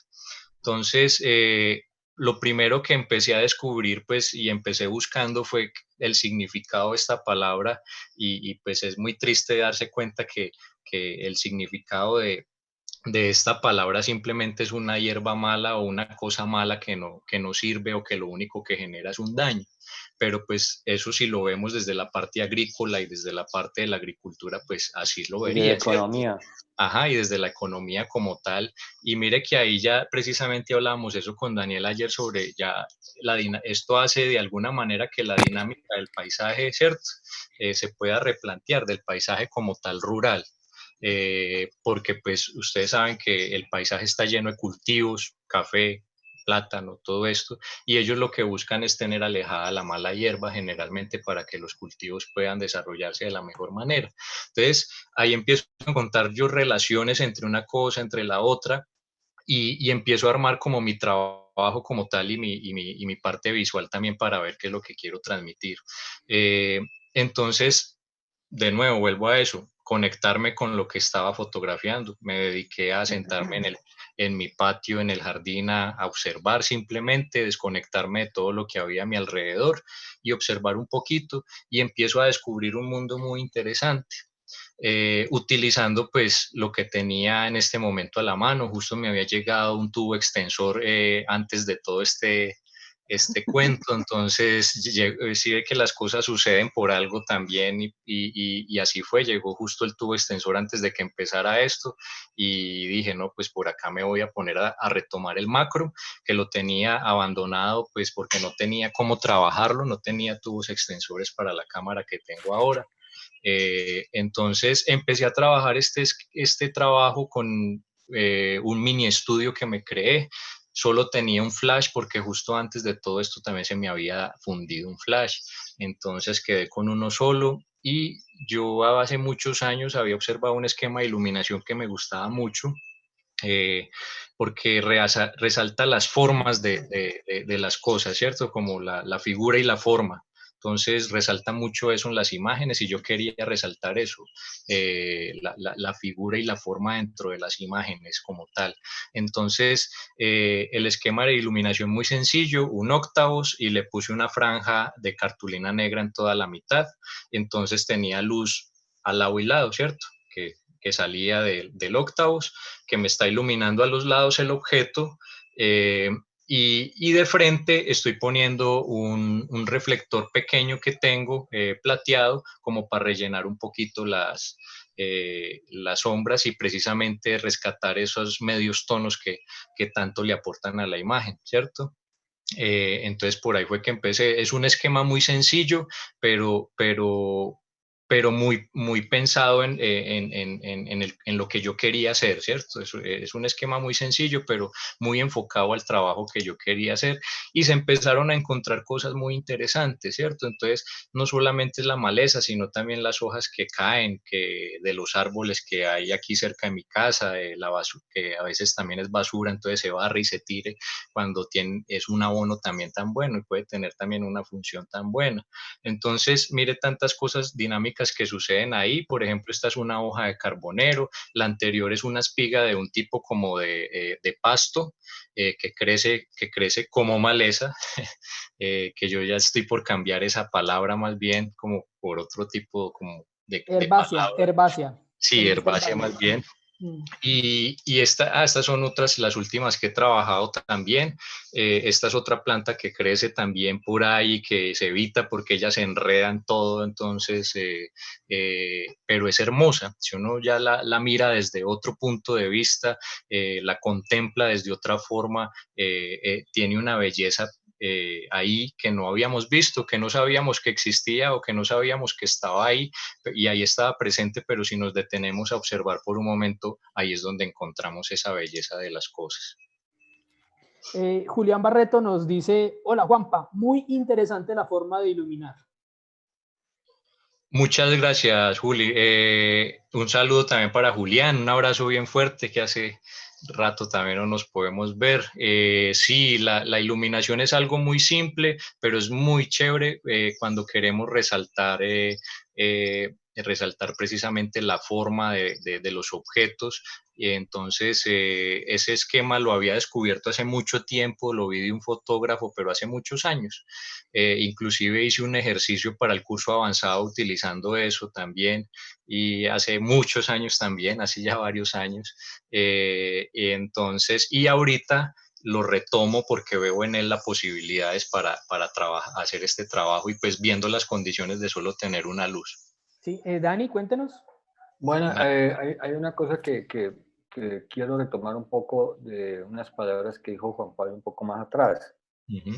sobre ese paisaje de cultivos, esos paisajes que llamamos de alguna manera modificados, que han sido en algunas ocasiones muy extensivos, y es un paisaje que por su misma modificación nos habla de una alteración del mismo paisaje. Entonces, a veces la observación de esta maleza, que de alguna manera es discreta, no es tan impactante como un rosal o como diferentes plantas que son soberbias, de una vez llaman la atención y siempre saldrán bien bellas, pero estas mínimas apreciaciones de lo mínimo de un jardín que no entran en consideración de la observación o el grado de belleza acostumbrada, pues Juanpa, usted hace un trabajo supremamente bello frente a esos elementos mínimos y simplemente porque ahí recupera lo que dice Minor White, pon tu cabeza en blanco. Al poner al frente del jardín tu cabeza en blanco, tu mente en blanco, seguramente estas pequeñas y discretas manifestaciones de la naturaleza te van a decir, también merezco ser observada y al fin me miras. Es algo así. GAC JSJ nos está aportando un concepto bien interesante. Nos dice, en la agroecología, en vez de decir maleza, llamamos bueneza, porque puede llegar a ser especies protectoras. Exactamente. Las buenesas. Sí, exacto. Sí, eso también me comentaba alguien en estos días, una profe de biología también me decía que se llamaba bueneza también, ¿cierto? En algunas situaciones. Pero si lo llevamos al concepto, todo el mundo le dice y la tiene como maleza y la gran mayoría de personas la consideran mala, ¿cierto? Pero yo ya tengo hasta un jardín, estoy armando hasta un jardín de ellas, ¿cierto? He encontrado en ella, entonces ya estoy observando otras cosas, su proceso de crecimiento, mirando cómo se desarrollan y entonces así encontrando otras cosas estéticamente muy hermosas en ellas. Entonces es ver ese proceso también, porque por ejemplo esta última que sale, esta es una que no he subido todavía, pero por ejemplo esta cuando está abierta es otro cuento totalmente diferente y ahí la tengo también. Es muy hermosa. Cuando ya se habla, eso es un clavelillo, se llama esta planta. Sí. Y crece por todos lados, ella se riega y crece y es una florecita muy, muy, muy hermosa. Entonces es esa belleza que nosotros dejamos oculta porque somos nosotros los que no la queremos ver. O sea, ella está ahí. Exacto, Sí, somos nosotros los que exacto. no la vemos. Entonces, ahí es donde está el cuento de sentarse a observar y entonces esto se termina volviendo lo que hablaba también Minor White y Stiglitz, y entonces esto se vuelve una metáfora de la vida también, de muchas situaciones, de cómo a veces también como seres humanos no vemos la belleza en las cosas o en el otro, ¿cierto? Entonces se termina volviendo también, mire, una historia que se termina relacionando con muchas cosas de la vida personal, de la vida de los seres humanos y de la vida natural como tal. Es cierto, es cierto. Sí, sí. Además porque, pues simplemente lo malo de esto es que simplemente porque no nos aporta un beneficio económico directo, Uh -huh. porque obviamente estas plantas nos aportan un beneficio y el berraque, Claro. y es que pues, evita que se erosione la tierra, bueno, un poco de cosas, ¿cierto? Pero directamente no nos está dando plática, entonces por eso como que no la vemos tan bien. Ujú. También, exacto. Mm. E inclusive, mire, hay unas que ayudan a traer insectos que son buenos para las plantas o para Polinizadores. o ayudan también a generar polinización y todo este cuento. Entonces, mire que es eso, es el enfoque que a veces le damos a las cosas, ¿cierto? Y cómo miramos las cosas. Dani, Sí. Juanpa, una pregunta. sí. De acuerdo a su recorrido y a su apreciación de fotógrafos de la naturaleza, eh, yo tengo una pregunta. ¿Usted cómo considera a los fotógrafos que lo inspiran alrededor del paisaje y qué fotógrafos colombianos de alguna manera también lo inspiran? Porque es que vuelve a lo que se llama el paisaje alterado o el paisaje reconstruido, que a veces se mira el Quindío. O sea, el Ujú, Quindío, centrándonos en nuestro territorio, es generalmente lo que se considera importante de vender es un paisaje alterado realmente, no un paisaje virgen que lo tenemos y lo tenemos en muy buena medida de otra riqueza visual. Entonces, de los fotógrafos nacionales o fotógrafos internacionales que a usted le tenga una ujú. simpatía por la manera como lo abordan el paisaje. El paisaje, bueno, pues, uy, yo tengo una lista, una lista larguita por ahí de fotógrafos, pero hay fotógrafos, por ejemplo, con los que me siento profundamente relacionado o me gusta mucho de lo que están haciendo. Si hablamos de aquí de Colombia, pues realmente yo creo que hace falta más difusión del trabajo que se hace en cuanto a paisaje aquí en Colombia, porque pues se reconocen unos cuantos, pero creo que hay gente que está haciendo cosas muy interesantes. Está Gabo Eisenband, que es un fotógrafo también de paisaje que está haciendo cosas muy interesantes.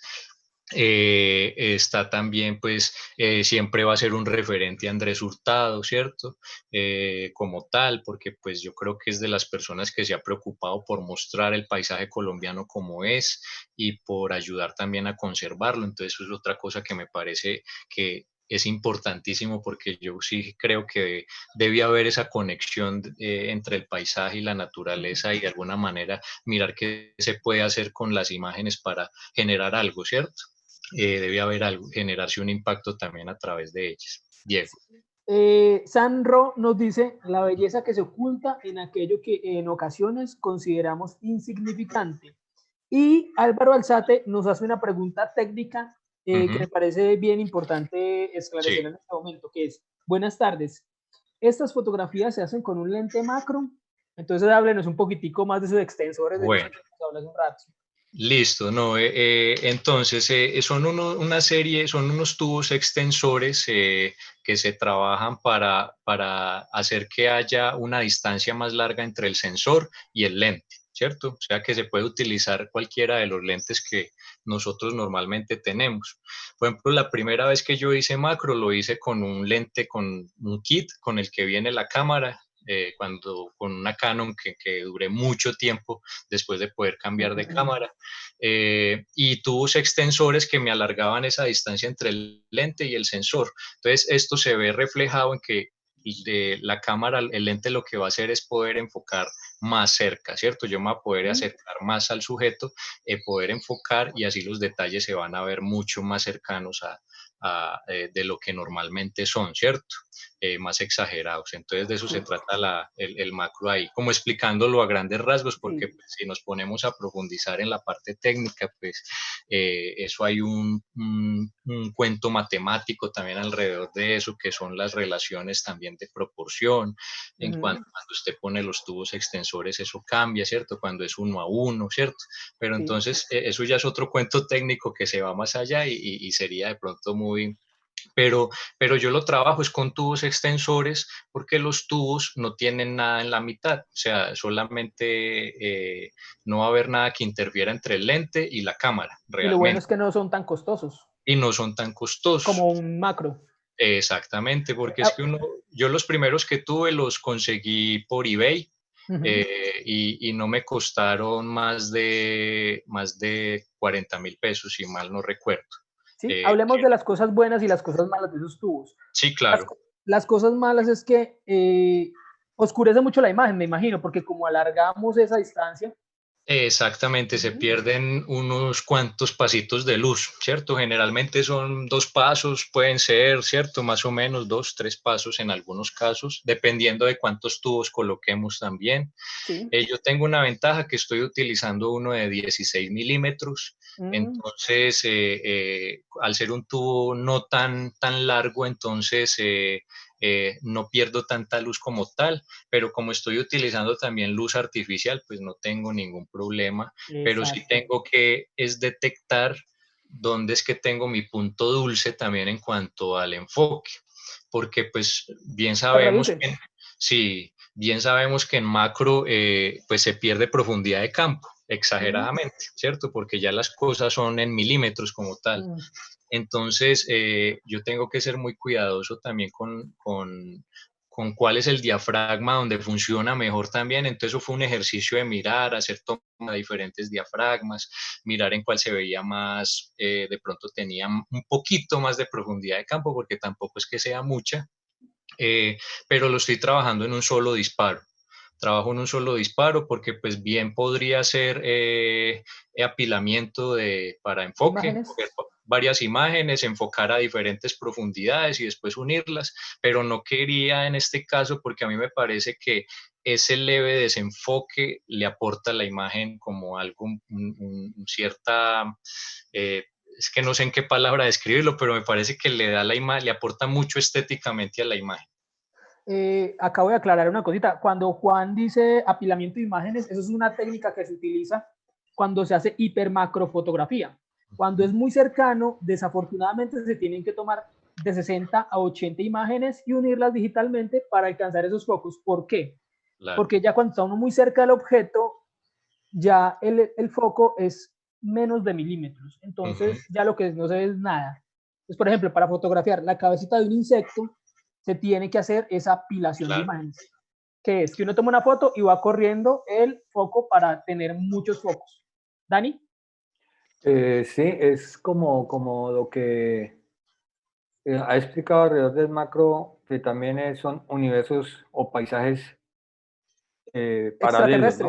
Extraterrestres. Sí, son universos muy particulares. Y yo creo que un ejercicio macro es también un muy buen ejercicio de afinar el ojo, porque empieza a a detallar desde lo mínimo para llegar a lo máximo cuando trabajamos paisaje abierto. Cambiando un poco de tema, Juan Pablo, sí. Todas estas razones técnicas de los tubos extensores, de la luz que ayuda a que se dé la fotografía que usted está buscando, pues también han existido otras herramientas que ya dentro de su trabajo mantiene constantemente. ¿Nos puede contar algo de esas aplicaciones? Sí, claro, por acá tengo pues alguito de eso también, entonces vamos a mirar. Herramientas, esto es con lo que trabajo yo prácticamente, pues ya para el trabajo que estoy haciendo ahora, pues ahí añadiríamos pues el Octavos, el flash, ¿cierto? Y el transmisor para el flash como tal. Pero generalmente cuando hago fotografía de paisaje, esto es lo que utilizo, ¿cierto? Pues tengo mi cámara que hace poco, después de varios años, pues pude también cambiar porque llevaba mucho tiempo con una cámara como de 10 megapíxeles, que era una Canon 400D, que es una cámara por allá como del 2015, 2016. Pues Y ya, saltamos re bien, una Fuji. sí, entonces venía ya un rato investigando, profundizando sobre el tema de las cámaras y pues la cámara que yo sentí que se ajustaba a lo que yo necesitaba fue esta, ¿cierto? Después de también de mucha ayuda de Diego Mora, de Imora, que también gracias a él también se pudo hacer ese proceso de cambiar la cámara. Entonces, también entonces aquí quiero profundizar en el hecho de que no siempre es la cámara, porque muchas fotos que yo tengo que todavía me siguen gustando mucho, las hice con esa camarita viejita y creo que obtuve grandes resultados, sino que con esa cámara, pues claro, tenía limitaciones y yo tenía que mirar cómo suplía esas limitaciones o cómo las... Entonces yo, por ejemplo, con esa cámara, como era de 10 megapíxeles y yo quería imprimir grande, ¿qué hacía? Hacía varias tomas y después las unía y así formaba un solo archivo más grande. Entonces, yo trataba como de jugar con esas limitaciones y no limitarme por el equipo que tenía en ese momento. Pero ya después que uno empieza a profundizar más en esto, pues se da cuenta que sí necesita ciertas herramientas y quiere entregar un trabajo mejor hecho, ¿cierto? Mejor realizado, más nítido. Entonces, si queremos hablar ya de arte como tal para compartir y para vender también de alguna manera, ya tenemos que hablar de una calidad. Entonces, por eso tenemos ya que pensar en un equipo mejor. Pero antes que invertir en todo eso, pues primero hay que decidir por dónde es que nos vamos a enfocar para decidir cuál es el equipo que mejor se ajusta a mis necesidades. En este caso, yo tengo una Fujifilm X-T2, tengo un lente XC1650 que es un kit, es un lente de kit que es de la línea más económica, diría yo, de Fuji, pero pues en Fuji la calidad de los lentes es muy buena aún en sus lentes de kit, ¿cierto? La calidad en cuanto a óptica también es muy buena y tengo un 35 milímetros fijo, que es con lo que trabajo actualmente. Indispensable, siempre digo, siempre tener un polarizador. No es que se necesiten todas las situaciones, pero hay situaciones en que uno dice, pucha, ¿por qué no tengo un lente, un filtro polarizador? Porque pues ayuda a quitar esos brillos que de pronto no deseamos en una imagen, aunque también hay que saberlo utilizar, ¿cierto? Que eso es en algo que podemos de pronto hablar, profundizar después. El trípode, indispensable, el trípode también, ese es indispensable, ese no puede faltar para un fotógrafo de paisaje. El disparador remoto, aunque generalmente también utilizo el temporizador simplemente, no hay problema, pero si yo quiero evitar al máximo tocar la cámara, pues la cámara me permite hacerlo desde el celular y yo creo que ya hoy en día casi todas las cámaras o la gran mayoría lo permiten hacer, ¿cierto? Que tienen su programa para disparar desde el celular y esto. El tubo extensor que utilizo y actualmente estoy utilizando para editar Capture One. Me cambié, llevaba mucho tiempo utilizando Lightroom, pero sí me di cuenta que Capture One tiene un programa diseñado específicamente para Fuji, ¿cierto? También hay otro diseñado específicamente para Sony, creo que Diego también me puede decir, y ya para todas las cámaras también viene otro. Pero él maneja muy bien los archivos de Fuji, cosa que no hacía bien Lightroom. En Lightroom sí sentía como un cambio en la calidad de la imagen, como que se perdía los tonos. Estas cámaras tienen simulación de película, ¿cierto? Simulación de la película antigua de Fuji. Entonces eso se perdía en Lightroom cuando yo pasaba el archivo a Lightroom, entonces no hacía nada porque esos perfiles o esas simulaciones uno las utiliza porque generan unos colores que uno quiere para su trabajo, ¿cierto?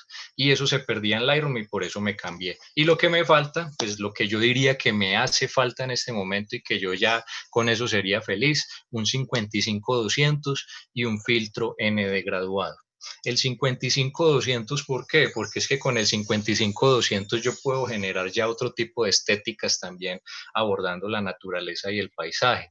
Estos fueron unos ejercicios que hice con un 55-200 precisamente.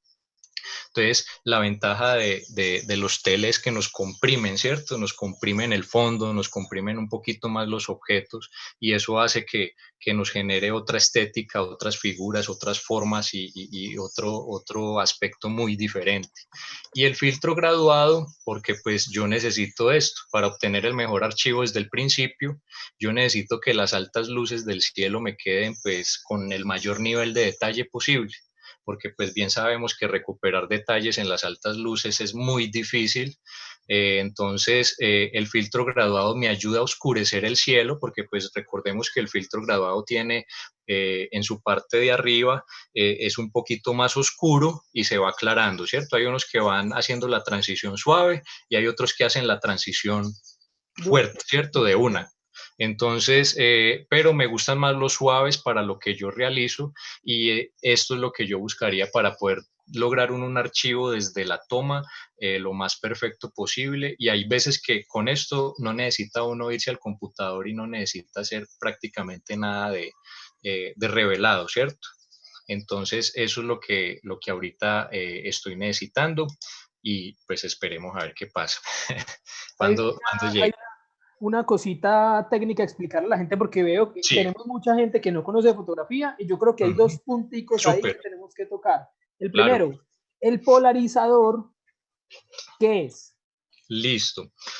El polarizador es un lente, ¿ves? Un lente, es un filtro, ¿cierto? Aquí lo tengo, este es el polarizador, sino que este le tengo un anillo adaptador. Yo lo que hago es comprar los filtros más grandes y lo que hago es comprar anillos adaptadores para cada lente, para no comprar filtro para cada lente, porque pues estos filtros, pues uno bueno, no son económicos, pues uno de buena calidad no es económico, entonces imagínese uno comprar filtro para cada lente, pues queda como muy difícil, entonces son más baratos los anillos adaptadores. Adaptadores. Ajá, y así se puede, bueno, entonces el filtro polarizador lo que hace es filtrarme esos reflejos que quedan sobre las superficies, por ejemplo, como el agua o cuando las piedras están humedecidas, o cuando, por ejemplo, las superficies, para los que hacen arquitectura, superficies metálicas, entonces quieren quitar ciertos brillos fuertes, ¿cierto? Que son como unas luces muy fuertes que se forman sobre el agua también. Y entonces yo quiero que, por ejemplo, estoy fotografiando una quebrada y yo quiero que me quede viéndose las piedritas que hay en el fondito así de la quebrada, pero hay un brillo blanco sobre el agua que no me está dejando ver eso. Entonces el polarizador hace eso. El polarizador uno lo pone en el lente, lo va girando y él tiene un punto donde van desapareciendo esos reflejos y esos brillos que no quiero. Pero recordemos que él funciona, su mejor, o sea, donde mejor funciona es cuando está a 90 grados del sol. ¿Listo? O sea, tengo que Listo. tenerlo a los lados, arriba, ¿cierto? Pero nunca tenerlo ni de frente ni No. detrás mío, ¿cierto? Tiene que estar a 90 grados de la cámara. El sol. Entonces, resumiendo, el polarizador lo que hace es que quita ciertos brillos que pueden quemar la imagen. Y quitar detalles, ¿cierto? Terminan quitándonos detalles de cosas que queremos resaltar, pero también eso depende, ¿cierto? De la estética que queremos lograr, porque hay personas que dicen, no, no quiero quitar ese brillo porque me parece que le aporta también a la imagen. Entonces, eso ya es muy relativo. Por eso digo que el polarizador es útil, es indispensable, porque no se puede replicar en Photoshop ni en ningún programa ese efecto se puede crear. Pero hay situaciones donde es muy indispensable y donde nos va a hacer mucha falta. Sí, señor. Bueno, hermano, saludemos a las personas. Un saludo a Baltasare Aufiero, que nos está viendo desde Europa. Tenemos Pero, público extranjero en este momento viéndonos. Y a genial. todas las personas que nos están viendo, en este momento hay 66 personas en esta videollamada. Súper, qué bueno. Tenemos un récord en este momento. Nada, genial, qué bueno, ¿no? Un saludo bien fuerte a todos. Ya saben que las preguntas que tengan con muchísimo gusto, inclusive después, pues igual al final voy a dar también donde me pueden escribir, conectarse, cualquier pregunta, porque como esto también es un proceso de aprendizaje, de construcción, yo creo que cuando construimos entre todos es también muy bacano. Y si hay alguien que tenga alguna idea sobre lo que yo estoy hablando para complementar, o de pronto yo también puedo estar equivocado en algo o estoy llevándolo por un lado que no es, también me pueden, ¿cierto? Todo se trata de dialogar y de llegar a los puntos y de construir entre todos también es muy bacano. Sí, señor. Gap JSJ nos está diciendo poética sencillez, lo que nos genera los buques. Lo que usted ahora hablaba de la profundidad de campo y este desenfoque bonito que nos sale atrás, que también es importante. Sí, ese desenfoque parece muy bonito en este tipo de imágenes porque le dan ese, de alguna manera es como esa mística, ese romanticismo como a la imagen también, esa poesía, esa suavidad, como que se va la imagen como degradando suavecito, entonces eso le aporta mucho estéticamente y por eso lo quise conservar, ¿cierto? Álvaro Alzate nos hace una pregunta que creo yo que Dani nos puede responder. Álvaro Alzate dice, ¿con cámara análoga también se puede lograr? Claro. Claro. ¿Y más? Claro, claro. Sí, total. Claro que Claro. sí. Mejor. Con estenopeica también. Sí, no, el asunto y vuelve otra vez a hablarse uno mismo y el paisaje. Depende de lo que esté buscando, el rollo fotográfico y sobre todo, mi querido Álvaro, que tiene de compañera una modesta Hasselblad de 120, pues imagínese, Álvaro, con esa belleza que tiene usted ahí. Mejor dicho. Seguir las indicaciones que está diciendo Juan, trípode, indispensable, fotógrafo de paisajes debe tener trípode. Uno no se confía a veces, o casi todos debemos tener trípode cuando queremos hacer nuestro trabajo serio. Sí, total. Realmente es importante que no haya afanes, sino que haya la urgencia de que nuestras fotos queden absolutamente alejadas de errores técnicos. ¿Sí? Porque la preocupación aquí es qué quiero decir con mis imágenes fotográficas, más si la fotografía es simplemente una fotografía lograda desde lo técnico. Lo técnico lo respetamos para llegar a interpretar de acuerdo a nuestros intereses el paisaje. Entonces, esa es la parte que más nos preocupa y nos afana, la estética o la interpretación del paisaje que nosotros estamos buscando. Alejandro Alzate nos está saludando, nos dice, saludos, Master Dani, desde Francia. Felicitaciones por la charla. Oh, muchas gracias, Alejandro, qué bien, hombre. Vea, pues. Sí, tenemos público internacional. Bueno, tal vez ya, como dicen, somos locales. Sí, ya no somos sí, globales, somos locales. Ajá. Sigamos. No, muy interesante, sí, todo eso, Dani, porque precisamente eso es lo que estamos tratando como de hacer, ¿cierto? Ya aquí pues entramos a profundizar un poquito en las herramientas como tal, respondiéndole también igual la pregunta, sí, claro, en análogo se puede trabajar.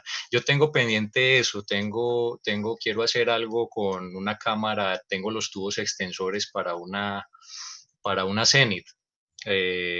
Y he querido como profundizar eso, pero en blanco y negro. Es un proyecto que tengo por ahí pendiente precisamente, pero se puede trabajar.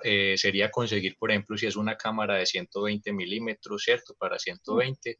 Entonces, yo diría que sí se pueden conseguir por eBay. Consigue uno de todo cuando cosas así raras que no se consiguen de pronto ni en Amazon ni en eso, se consiguen por eBay y más para una cámara de esas. Y es seguro comprar y le va a llegar por ahí en un mes, ¿cierto? Más o menos.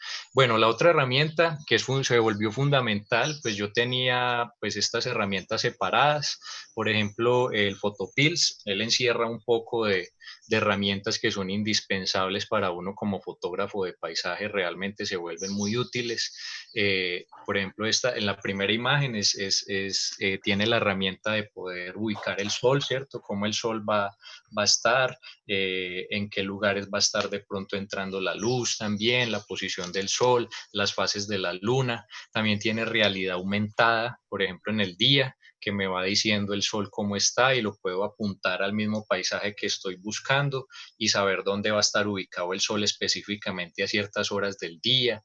Entonces es muy chévere porque puedo buscar esas fotos donde quiero el sol, que justo está el sol entrando como en un huequito, por ejemplo, de un árbol o de un arco, por ejemplo, como está aquí en la imagen en el mar.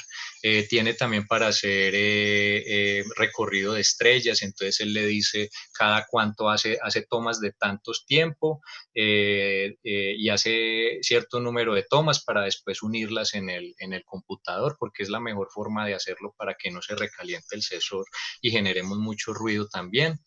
Y tiene realidad aumentada también para la Vía Láctea. Entonces, para ubicar la Vía Láctea, las estrellas, los planetas, todo este tipo de cosas.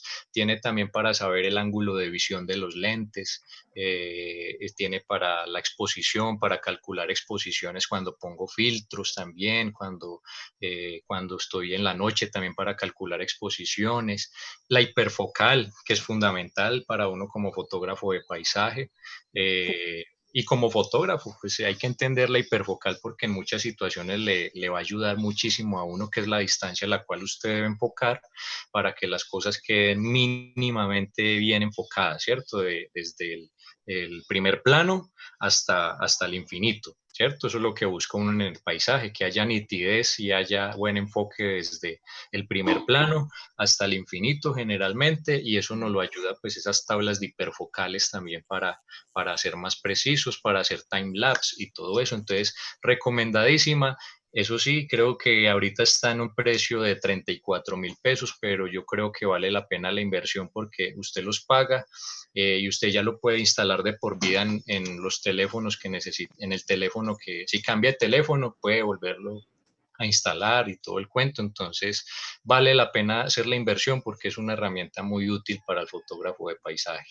Para también planear, ¿cierto? Es muy útil, sirve mucho para planear. El otro que estoy utilizando ahora, que es lo utiliza un fotógrafo que sigo desde hace un tiempito, que me gusta mucho el trabajo, que se llama Thomas Heaton. Thomas Heaton. Venga que yo tengo la lista de fotógrafos por acá. Este de acá, Thomas Heaton. Esta es mi lista de fotógrafos. Ahorita que hablábamos de los fotógrafos, pantallazo. eso, tómenle el pantallazo, aprovechen, para que los vayan mirando. Por ejemplo, George Lepp es un fotógrafo veteranísimo. Yo creo que George Lepp y este señor de acá, William Neal, son como el eslabón entre lo que era Ansel Adams, ¿cierto?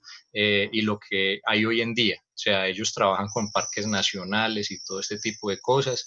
William Neal es el residente en este momento de Yosemite Park, ¿cierto? El parque Yosemite es el residente, William Neal, ¿cierto? Entonces, que fue donde hizo Amsel Adams su gran trabajo.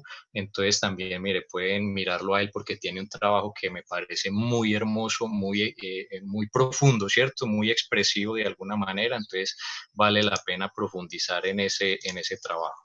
Listo, entonces... Una consultica. Sí, Me Diego. están preguntando que si usted, ¿cómo hacemos para hacerle llegar este listado a las personas que están viendo esta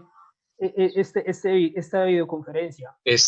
Pues lo que podríamos hacer es lo siguiente, yo no tengo ningún problema si me escriben, ahorita les doy el correo y me escriban al correo, y las personas que me escriban al correo, yo le devuelvo el correo con ese archivo.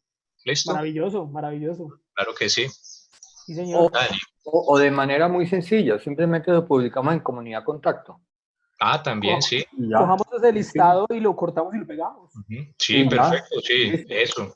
Listo, lo subimos a Comunidad Contacto y ahí ya queda, ¿listo? Ajá.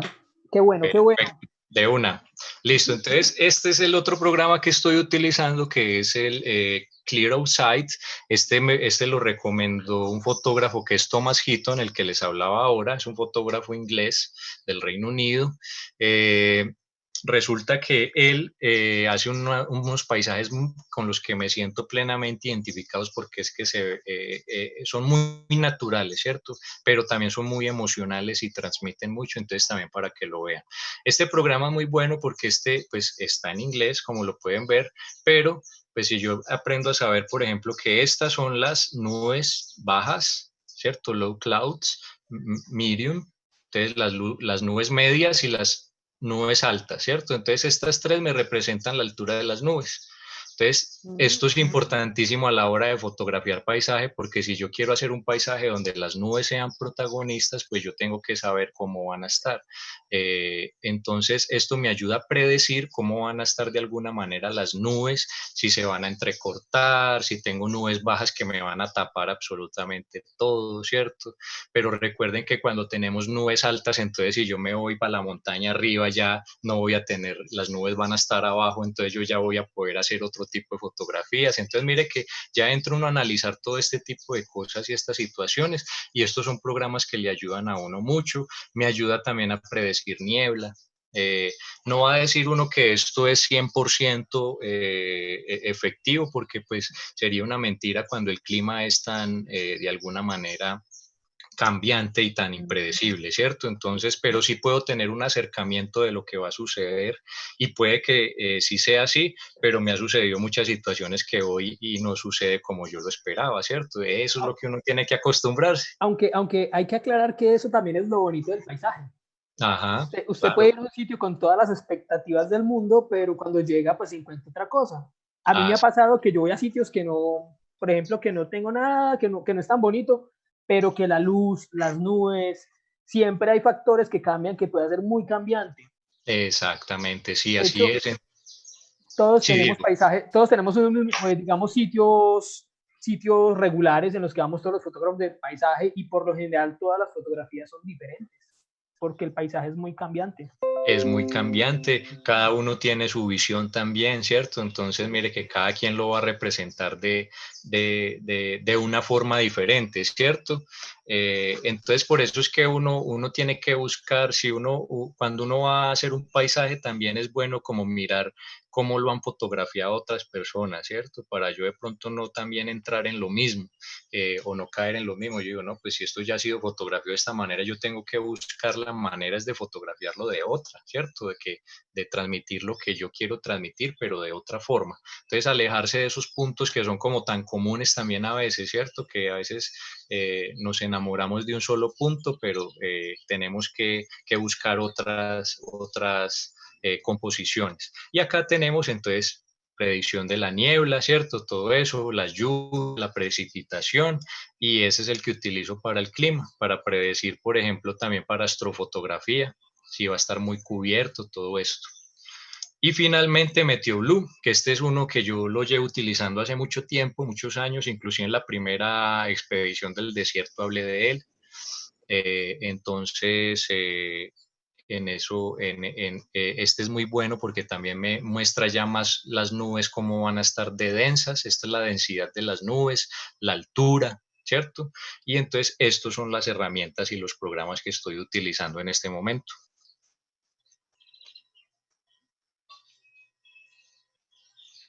Ok, entonces pues así nos va develando alguna de la forma como Juan Pablo se ha construido como fotógrafo de paisaje, las herramientas que utiliza, su equipo, pero fundamentalmente lo que Juan Pablo le ha inquietado es esa comunión con lo sagrado que puede ser un territorio, y eso es lo importante.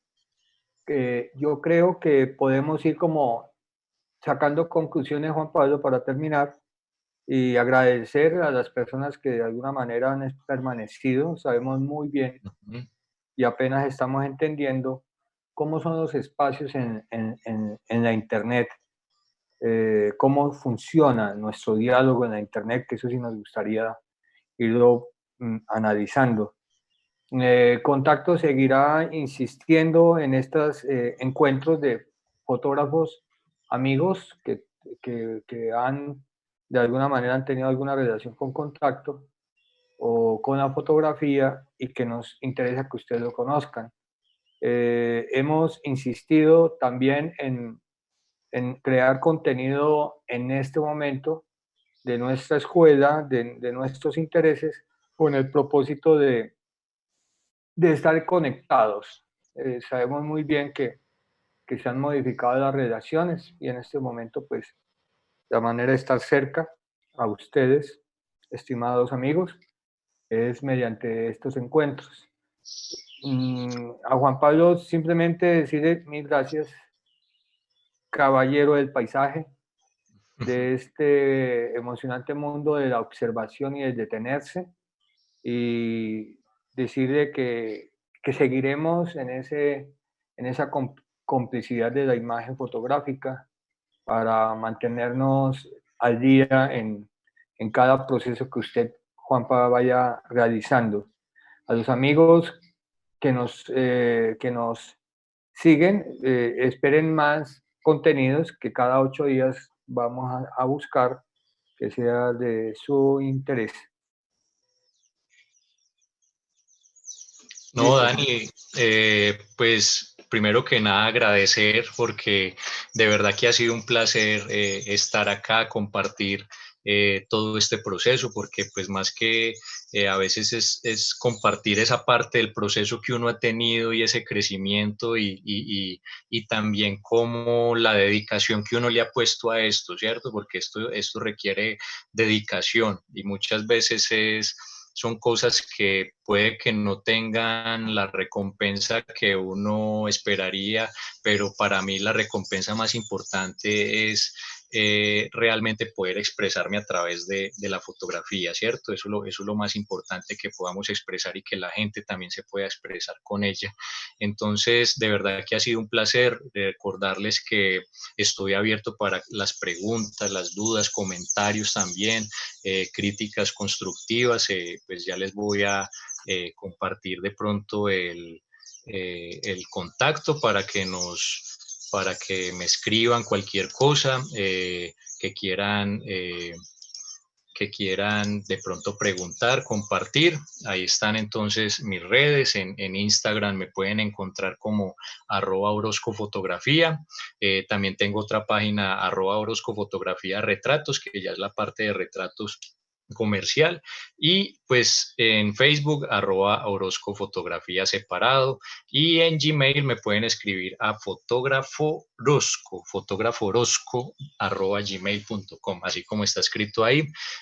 Cualquier duda que tengan, cualquier pregunta, con muchísimo gusto estamos abiertos, porque yo soy convencido de que el conocimiento hay que compartirlo de alguna manera, porque no se puede quedar ahí, sino que eso tiene que ir más allá, ¿cierto? Entonces, por eso compartimos eso y por eso estamos en este espacio compartiendo toda esta información y no, buenas fotos para todos, la mejor energía para que todo salga de la mejor manera y estamos en contacto como siempre. Entonces, un abrazo bien fuerte y muchas gracias a todos los que estuvieron muy pendientes de la transmisión. Muchas gracias por sus preguntas y por sus comentarios. Un abrazo bien fuerte. Un abrazo para todos. Y recuerden, seguiremos en contacto con nuestra programación para que no se la pierdan. Y Diego ya... Diego salió. Diego ¿Listo? salió. Bueno, eso sería todo y solamente yo creo que Juan, resumiendo, la fotografía, sea la que se quiere decidir hacer, debe tener rigor, investigación, disciplina y pasión. Creo que son los elementos claves para eso.